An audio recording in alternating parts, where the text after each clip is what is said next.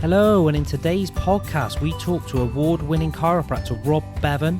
He talks about family, work, exercise. He talks about building his chiropractic business to over 20 professionals, his love of working with uni students, about helping them develop themselves for the future. He talks about the simple task of running an ultramarathon. I know, an ultramarathon, crazy. He talks about his need for quiet space and the love of coffee. So hello, Rob, and welcome to the podcast. Can you tell us about your background and how you got started in business? Of course, thanks for having me. I am a chiropractor by background. I have a degree in chiropractic. I worked for a year in someone else's practice. I worked for another private practice, and most people do that when they work as chiropractors, and then basically wanted to do my own thing.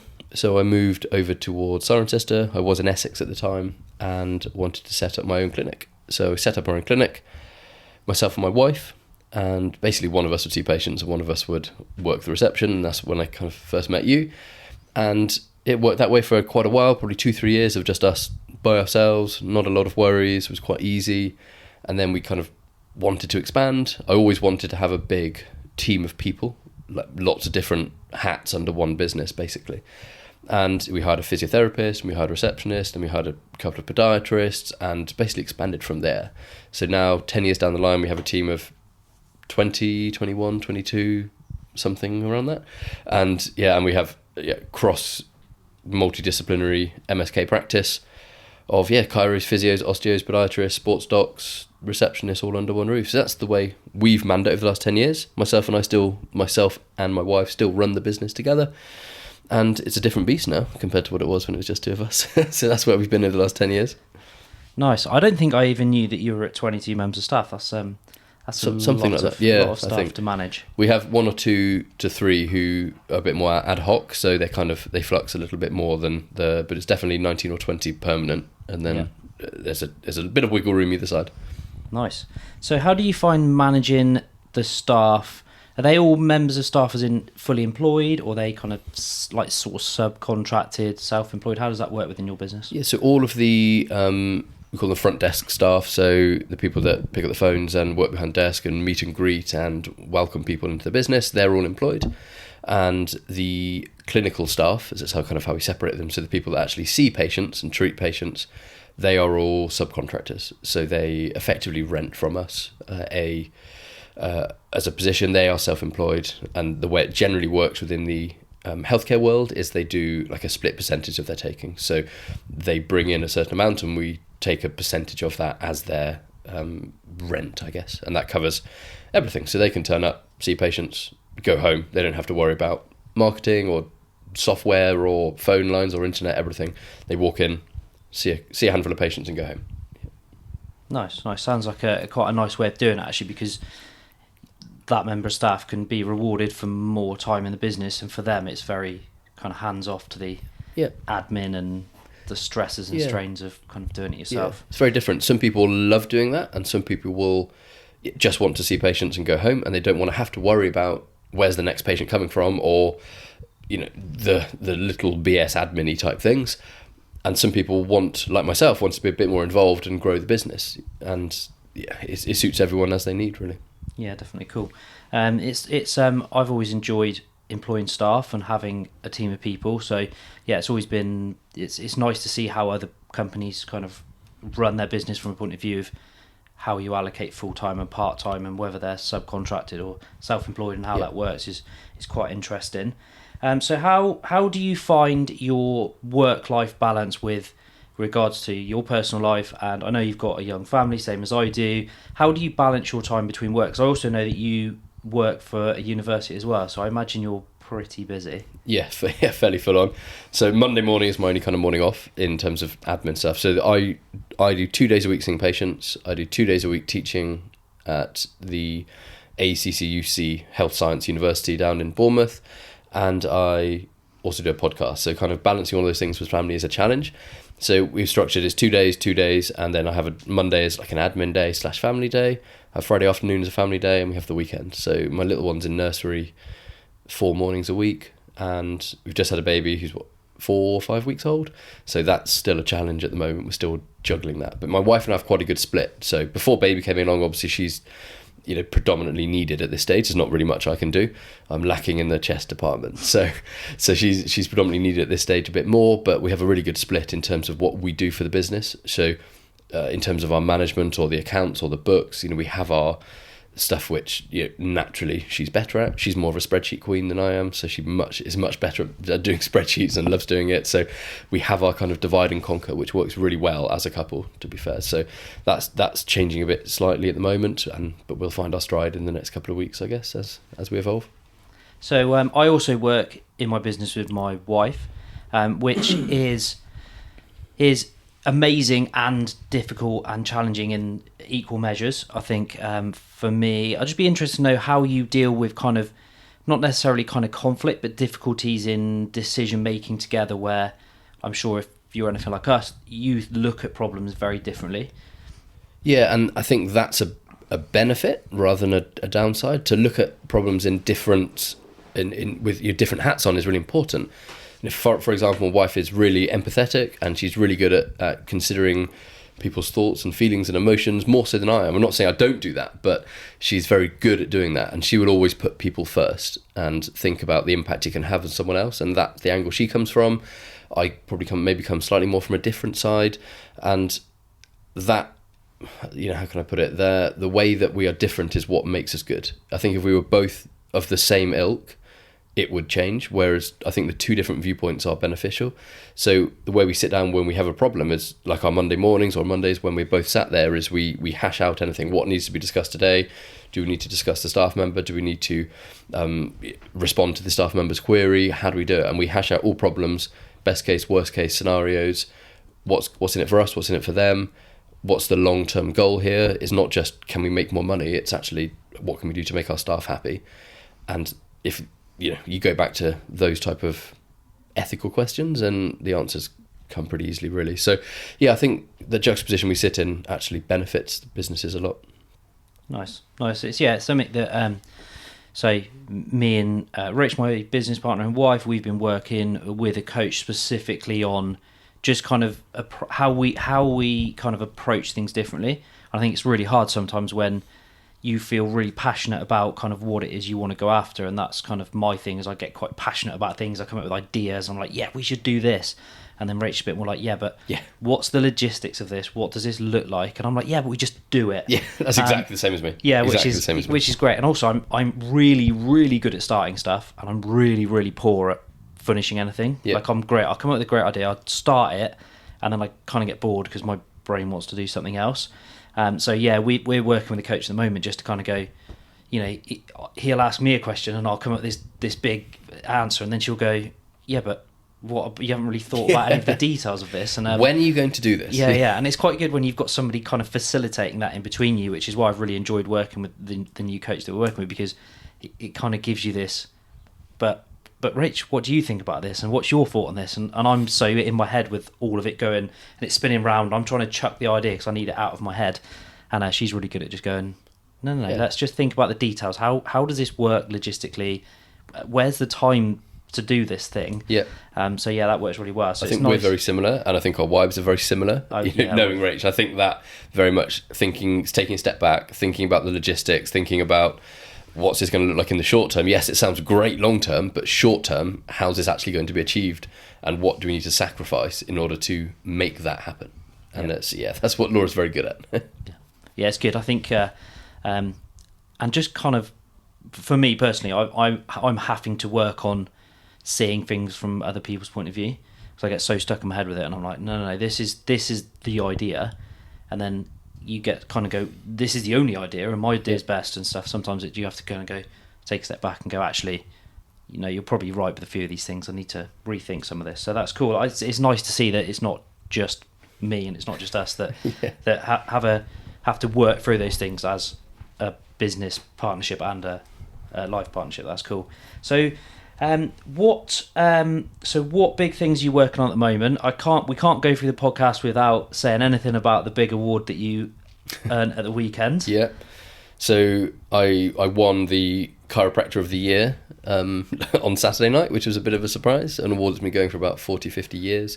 So that was a bit of an honour to receive that on Saturday night at the kind of the annual award ceremony. So that was a big shock, and I got a nice trophy for it and had to make a speech off the cuff that was rather interesting. But no, that was a bit of an honour. So what am I working on at the moment? I also have a podcast, as you know.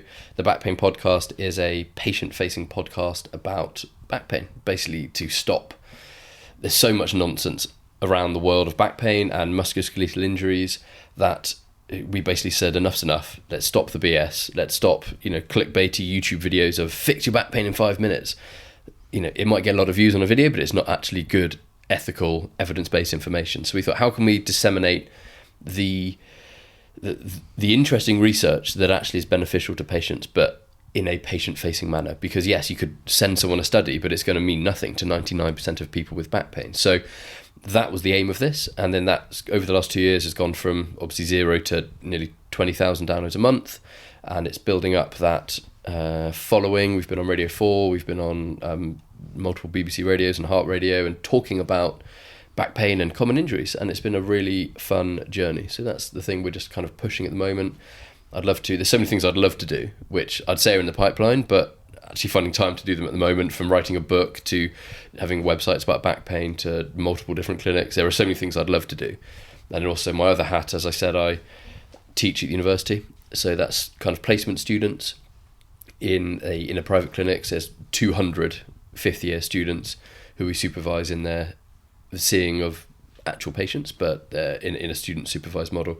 And that's really a job I really genuinely love. And it's a job I have to get up at 4:45 in the morning and drive to Bournemouth from Cirencester for. And if I didn't really love it, I don't think I would do that very much. So it's a different angle to different problems, but I thoroughly enjoy doing it.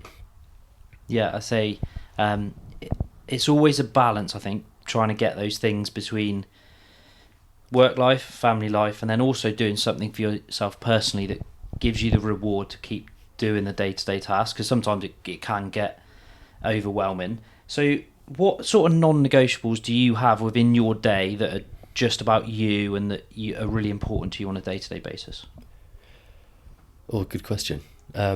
Shower, that's always a good thing. It sounds really silly, but I know a lot of people won't do that, and I see my shower as like a meditation sometimes. So I'll stand there with my eyes closed in the shower and mentally plan out my day.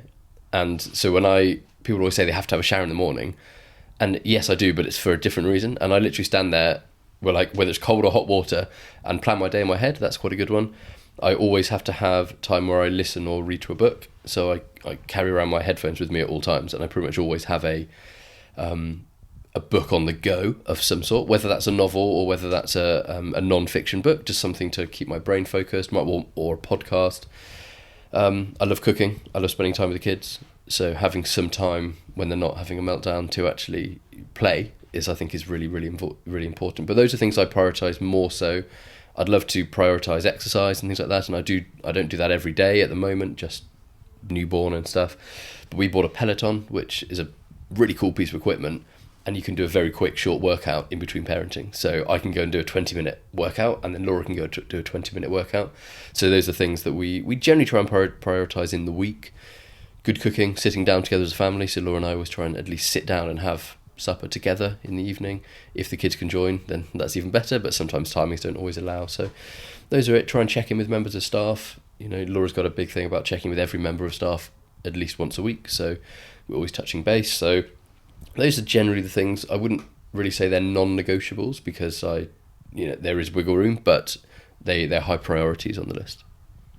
So I just wanted to pick out a little bit of that. Was you were talking about a couple of points, but one was the checking in with staff. How do you go about doing that? Is that like a meeting format, or is that just a text message, or how does that work for you guys? Exactly, anything. So that could be a text message, how things going. It could be right up to an annual appraisal where you sit down and having more of a chat, or touching base in the clinic. So when we're going to the clinic, is it just having a coffee, checking in, how things going? Staff might not recognise that. If they listen to that, they might not recognise that. Do they touch base every week? But it's just the little things. Is it a message to the team? Is it a thank you for doing this? Just little things, just to know that everything is running smoothly now. Again, having a baby, things have turned slightly, and I know that, our staff are fantastic, and they've been very good at sheltering us from anything that they could just handle without picking up the phone and say, "Oh, we need you." They're very good at just handling stuff. They've got lots of initiative, our staff, and they're very good at that they can handle stuff when we need to. So I didn't hear from them after we had a baby. I didn't hear anything from work for 7 days, 10 days, because they just kind of thought, we can handle it, we're fine. Obviously, if the roof had fallen in, then I'm sure we probably would have got a phone call. But they might have just bypassed us and gone straight to the landlord. I don't know. They're very good at doing that type of stuff. So I don't think you give yourself enough credit there for potentially the systems and processes you put in place. I know from you are very into your business and you really have a really good understanding of the dynamics of how it works. And I don't think you give yourself enough credit to go, what you've done in the past has probably got those staff to a point where they just make those decisions without you, because that's a process. That's an ability to make them trust the systems that you put in place. And I think when you get to a point where you can take that time out and it just gets done, it proves that what you've done in the past kind of works. So I think you probably don't give yourself enough credit for that. So I know you said you're not exercising a lot at the moment. You've done some pretty impressive marathons recently, ultra marathons, on a crazy island in the middle of nowhere.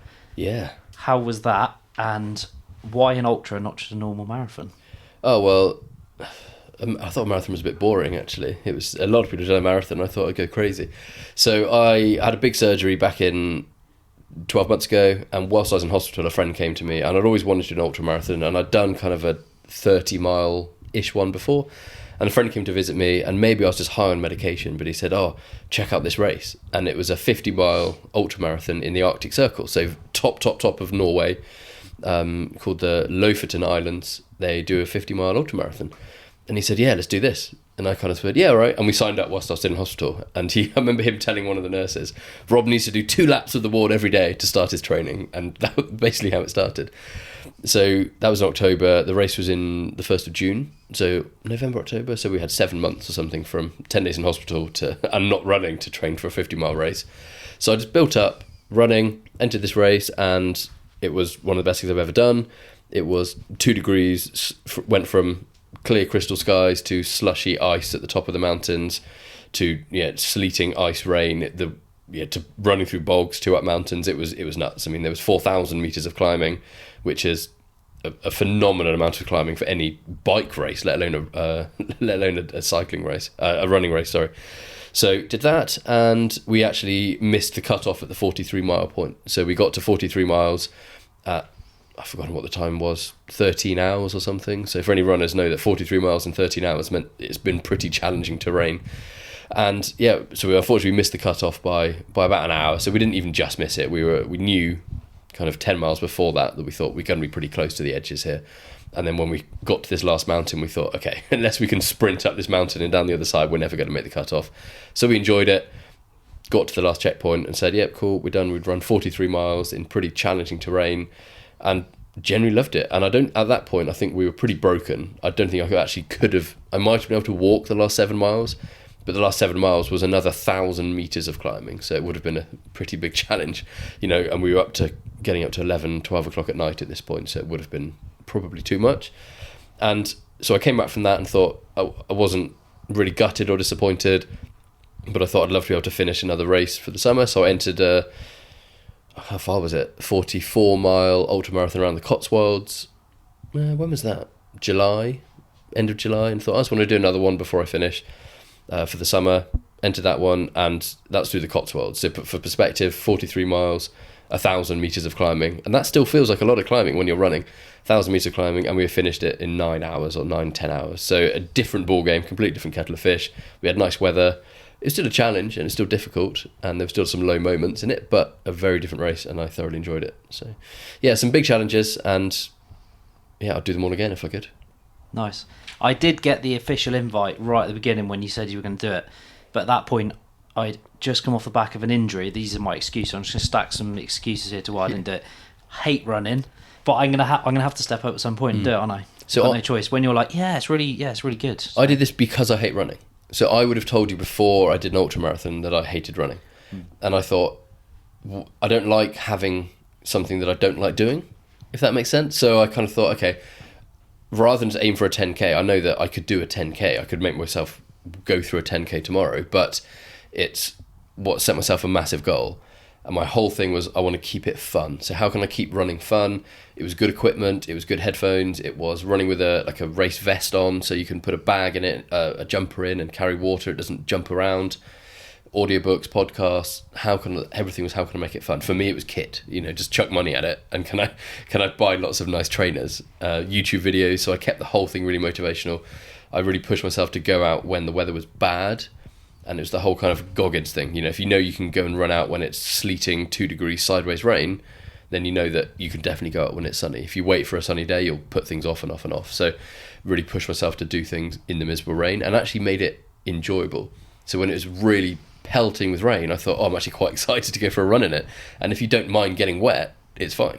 Or when running through the snow, and I've got videos of me running through snowstorms and blizzards and you can't see anything. I got lost in Cirencester Park once when I went out for a run, and I went down, I went all the way up to the top towards Sappington. It's like a 23, 24 kilometre run, and coming back down again, and it got dark, and it got really dark quite quickly with like sleeting rain. And for any people who don't know Cirencester Park, there's like a wagon wheel in the middle, and you get to a big circle, and there's 15 different turn-offs you can go down, and each of them are like 2 kilometres long. So I just ran down one of these ones, couldn't see anything. I had to take a headphone out because it was really dark and I couldn't see anything, and I was a bit disorientated. And suddenly there was this behind me, and I turned around and like 3 deer just ran past me about a foot from me. It scared the absolute bejesus out of me. And I got to a gate and I was like, I don't remember this gate. I've been the wrong way. I had to run like 2K back in the other direction. I was running back home. And I remember Laura texted me, was like, where are you? Are you okay? And I turned up like covered in snow and mud because I'd fallen over down a hill. Like I'd lost a shoe at one point and my shoe had come off. And she was like, are you okay? Like what's happened? I'd been gone for 3 hours. And she looked like I'd been in some sort of accident when I came home, but I loved it. And when he said, about looking back, I was like, that was a pretty cool adventure though, what I went on. Terrifying, but good. Great story though. Yeah, good story. Yeah, that's all that matters. Really, really good story. So do you still hate running after all of this running? You must have put in some serious miles now.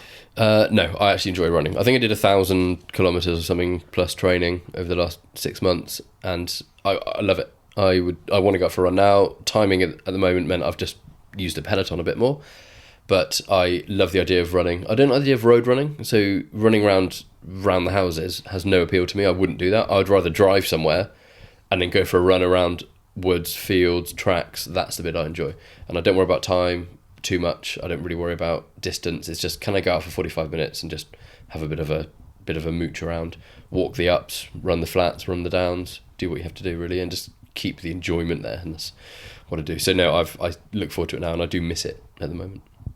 Yeah. I'm not very good if I'm not exercising. Yeah, me too. So for me, I have to make sure. It's like this morning, I did a 15-minute workout in the gym I've got here at home, and it was just a quick warm up, quickly into the workout, quickly get it done, and then literally just throw the kit away, and then get the kids' shoes on, get the kids' bags ready for school, and then get them off to school. So for me, I know I'm going to be slightly better mentally today, a bit sharper for just getting that in, even if it wasn't as effective as an hour and a bit of a training, with all the bits and pieces and a decent warm up and all that sort of stuff. For me, little it's just, things. Yeah, getting the little steps done.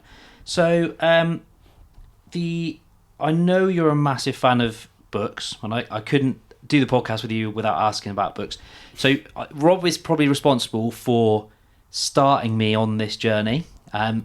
I sat down with Rob right back in the beginning when I first started getting really interested in business and growing a business, and said, where do I start? Where do I start? And I got 3 or 4 amazing book recommendations, a couple of really good podcasts that I still listen to personally now. So what would be for you maybe a couple of books that are either you're really enjoying at the moment, business mindset, whatever it might be, or just books that are like your go-to recommendations for other people? So the 2 most recommended books, and probably the 2 I bought you, were How to Win Friends and Influence People by Dale Carnegie and The 5am Club by Robin Sharma. And they're 2 books they're any podcast, they're 2 books that get recommended again and again and again. So I'm sure I've got some other ones that are a bit more interesting. I'll go in a minute. But they're 2 books which, the How to Win Friends and Influence People was how to speak to people, and it was how to speak to people in situations where you might feel awkward, and that's the way I saw it. And I think personally for me, it helped interactions with patients. It helped me ask people what they were interested in. It helped reduce unnecessary small talk. And it's just finding stuff that people are interested in and talking to them about their interests rather than forcing your interest on them. A big example is people love talking about their kids. So asking about their kids and asking about what the kids enjoy doing and remembering their kids' names and asking them about how little Johnny and Sarah are doing when they come and see me again, that made a big difference. 5am Club is a niche book. I know people that haven't agreed with it, enjoyed the way it's written, but it's written by a chap called Robin Sharma, and the whole philosophy is around setting your day right, and he calls it the 5am Club. So his theory is you should wake up at 5 o'clock in the morning, you do 20 minutes of working out, 20 minutes of journaling, and then 20 minutes of reading. And that's your 5 to 6 a.m. and you set up your whole day pretty much. So by 6 a.m. you're done then. And I read this when I was on holiday, and it's written from the perspective of, how could you describe it? It's been a while since I actually finished it. But it's written from the perspective of two people who are characters, fictional characters going through this process, and they meet this guru who explains to them about the 5am Club, and they start the journey, and it helps them improve their life. But it's a bit of a strange, if I've told a lot of people, I warn them when I read it and say get through it. I really love that format. I know some people haven't enjoyed it. So I did that before my first child was born. I did it for, I think, 150 days straight without missing a day, when I every single day did it, and it was one of the most productive periods of my life. So that's a really useful book. And I think you've read both of those, haven't you? I have, yeah. What other books are influential? Trying to think. The book I recommend significantly is a book called Being Mortal by Atul Gawande, which isn't necessarily about business, but it's about the finality of life and about dealing with people at the end of their life. And he is a end of life doctor, so palliative care doctor, looked after people who are terminally ill, and his questions are how can he make these people's lives more comfortable. And it's not necessarily how can we keep them alive longer, but it's how can we keep these people more comfortable in their final days, weeks, months of life. And he said as a doctor it was very hard to do that, because as a doctor you come onto the surface and you want to save people's life. When you break onto the scene, this patient's really ill, okay, let's try this new drug, let's try that. And he said over the course of his career what he's realised is that actually people want a better pillow, or they want just a change in pain medication so they're less fuzzy, so they can have important conversations with their children before they pass away. Or can they see a physio so they can just in the last 6 weeks have better, or podiatrists, they have better fitting shoes so they can walk about a bit better. These little things that can make massive leaps and strides in people's lives. And so we talked a lot about the finality of life and questions to reflect on, and it's without a doubt in my top 5 books of all time, not just for medics but for anyone to reflect on the inherent mortality that we all have, I guess. That's a great recommendation, actually. I've not heard of that one, so I'll have to check that one out. That one sounds good.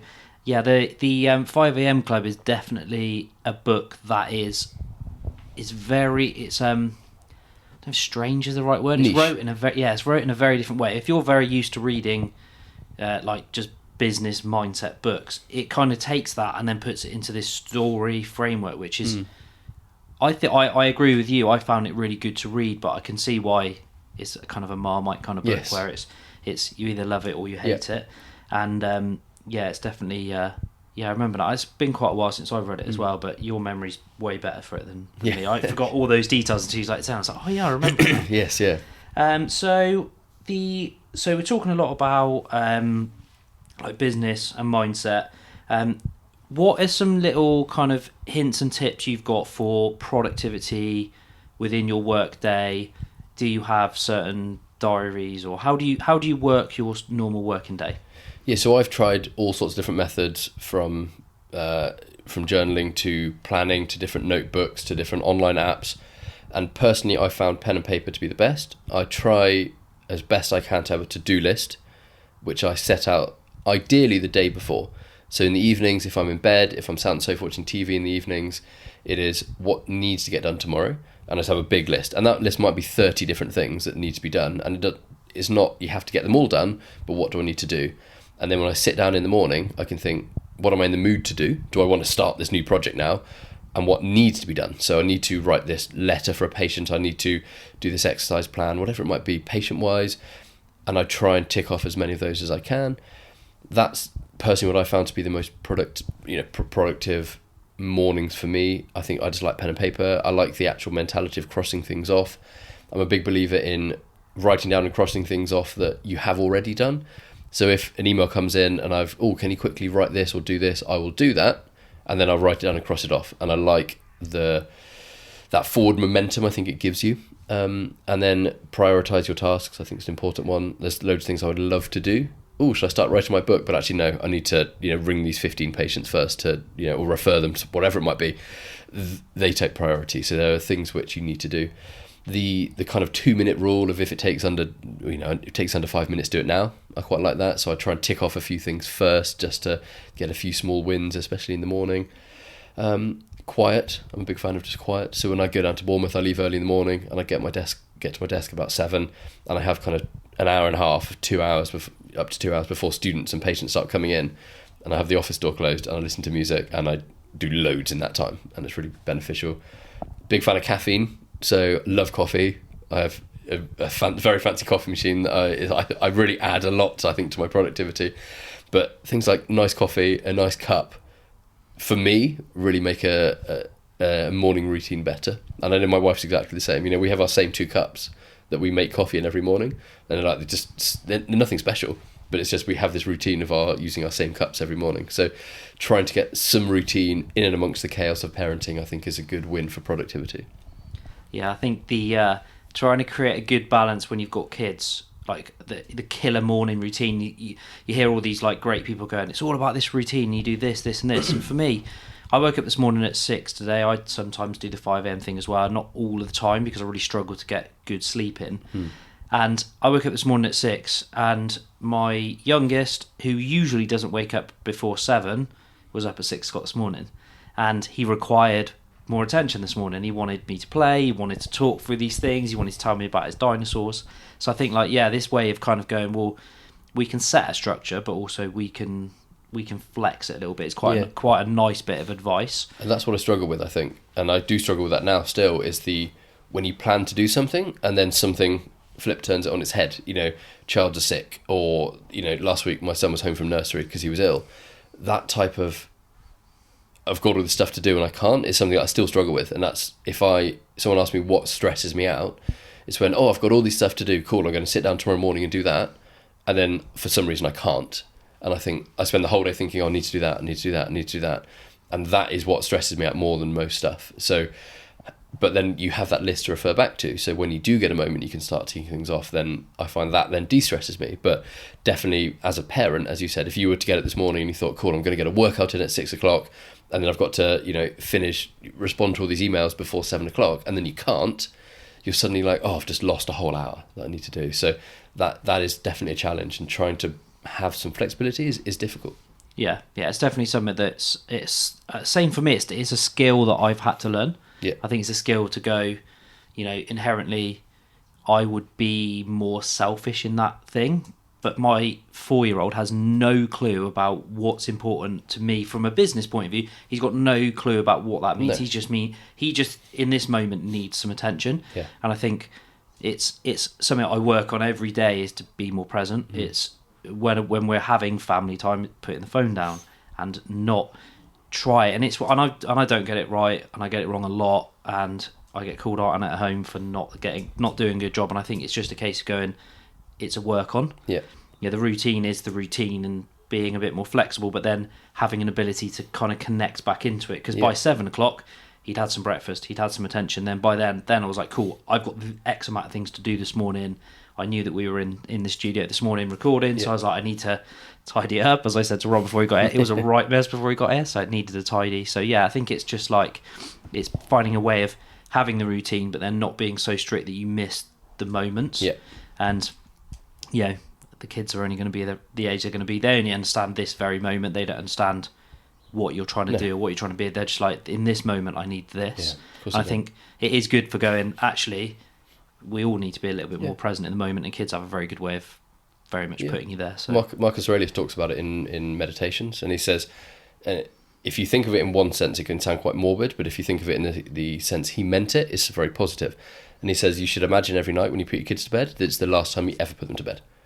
And he said, you will never be more present in that moment than then. You're not going to sit there and send an email if this is the last time you're going to put your kid to bed.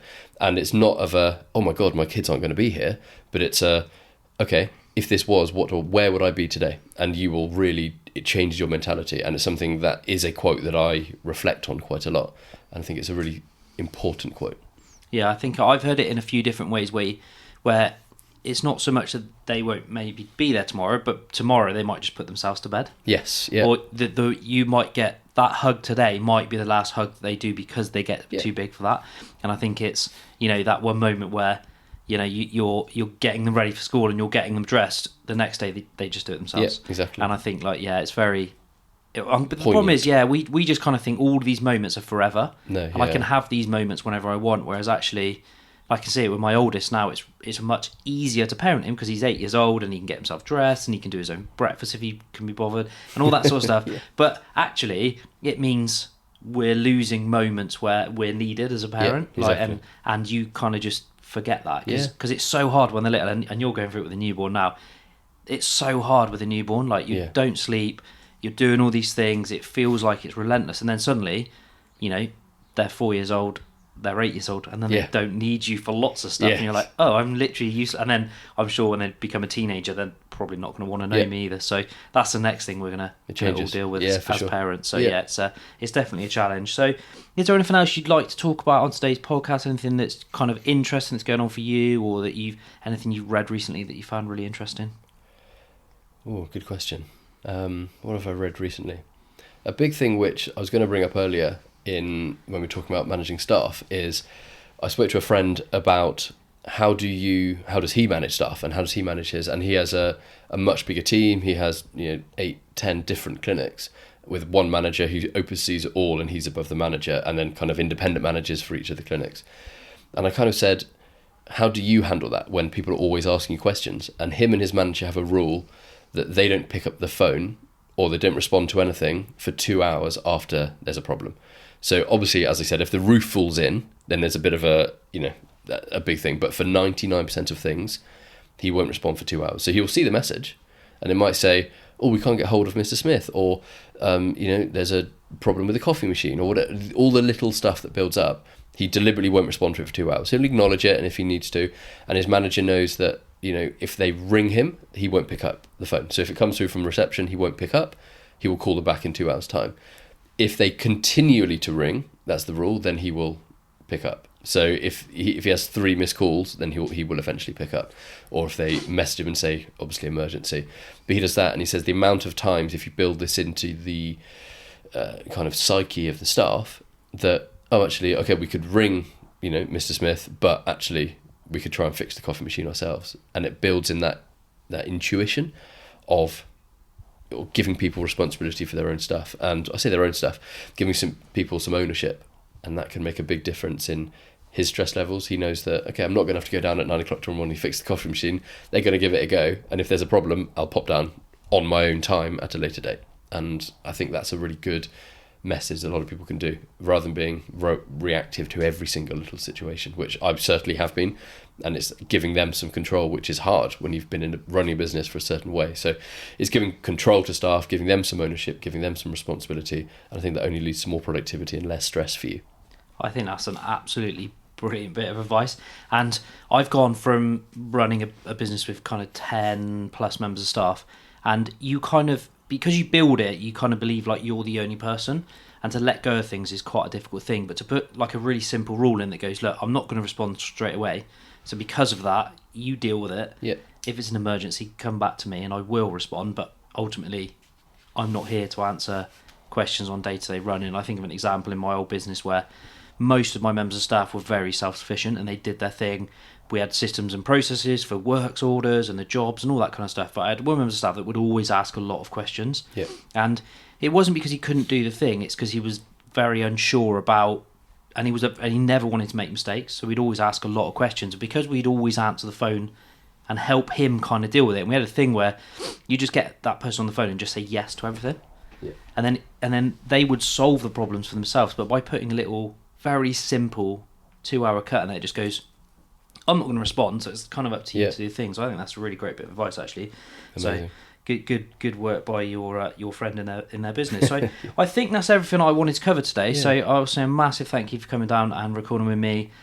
We set up the podcast today, and Rob was like making sure it's all sorted, and I'm like, I'm the host here, and Rob's like, no, we can make sure we press this and make sure we get that done. So I really appreciate that, and I really appreciate you as a person for kind of starting me on this journey to where I sit today. So thank you very much for sitting down with us. No worries. It's been an honour. Thank you very much for having me. Cheers. Cheers.